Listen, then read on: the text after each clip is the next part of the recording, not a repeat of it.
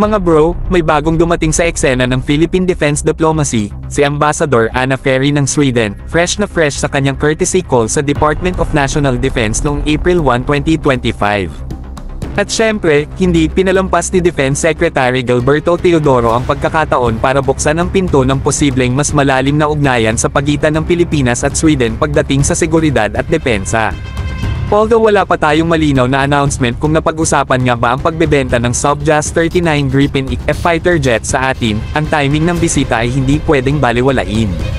Para itong chess move na sinundan agad ng US State Department approval sa pagbebenta ng F-16 Viper sa atin, same day, mga bro. Coincidence ba ito o silent face-off ng defense giants? Sa totoo lang, hindi na bago sa mga military analysts ang pangalan ng Gripen. Ito ang jet na palaban pero practical, mas mura, mas mababang maintenance, at swak sa archipelagic setup natin. Kung may value for money award sa multi-role fighters, pasok na pasok to. Pero syempre, hindi rin pahuhuli ang F-16 Viper, may legacy, may muscle, at may US backing. Ngayon, isipin nyo to, dalawang superpowers na pareho nating kaibigan, parehong may offer, parehong gustong suportahan ang ating modernization.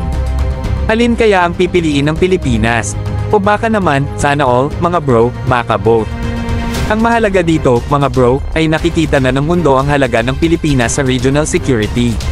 Sweden man yan o Amerika, gusto nila tayong maging mas malakas, dahil alam nilang kung secured ang Pilipinas, mas balance ang Southeast Asia. At tayo, dapat matuto tayong pumili ng tama, ayon sa pangangailangan at kapasidad natin.